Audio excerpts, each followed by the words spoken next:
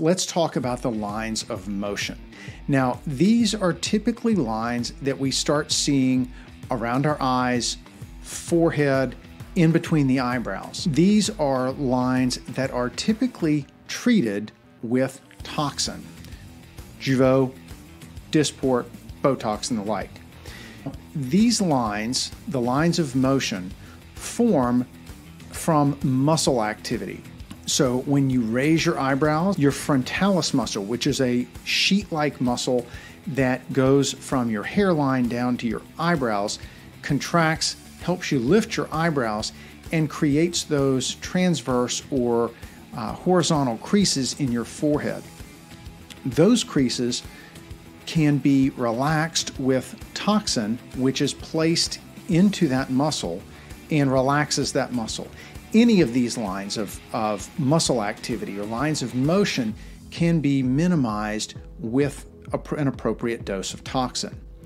Likewise, the corrugator muscles, which create the dreaded 11 lines in between your eyebrows, and those are muscles that connect, kind of go from the middle part of your eyebrow down to the inside of the upper part of your nose, and are responsible for depressing your eyebrows. And so what we can do there, just like with your forehead, is we inject some toxin into those muscles, actually around those muscles. It relaxes those muscles and keeps you from creating those lines. Around the eyes is another very common place for toxin and these lines of motion, referred to all the time as crow's feet. And when you smile, you see your eyes squint up and you get these little radial lines around your eyes from the circular shaped orbicularis oculi muscle circle, and it goes all the way around your eyes. And as it contracts, that contraction wrinkles the skin over the top of it. So by relaxing the outer part of that muscle, we can keep that outer part of that circle from contracting. We can keep those lines from forming. It's important to note that lines of motion start in the 20s.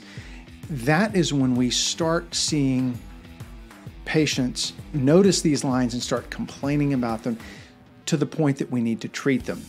The amount of toxin that we use in each area differs from person to person and depends on how strong the muscles are, exactly the configuration of the muscles in your forehead. So everybody has a little bit different muscle configuration in their forehead, and by diagnosing that correctly, we can figure out, give or take, how many units of toxin, which is typically how those are dosed, how many units of toxin is necessary to give you a relaxed look and minimize those lines of motion.